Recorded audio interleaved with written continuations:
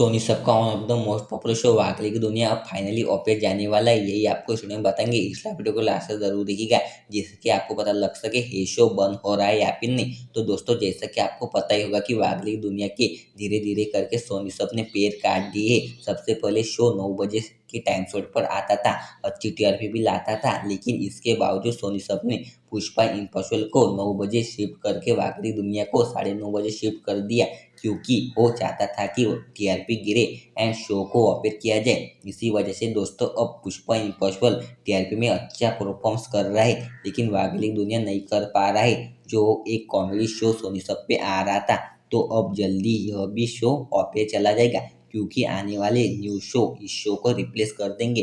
And दोस्तों, अभी के लिए खबरें ऐसी कंफर्म आ रही है कि अगस्त के फर्स्ट या फिर सेकंड वीक के अंदर ये शो वापस कर दिया जाएगा। तो दोस्तों, बाकी के लिए बस इतना ही। अगर जानकारी पसंद आई तो वीडियो को लाइक एंड चैनल को सब्सक्राइब जरूर कर लेना।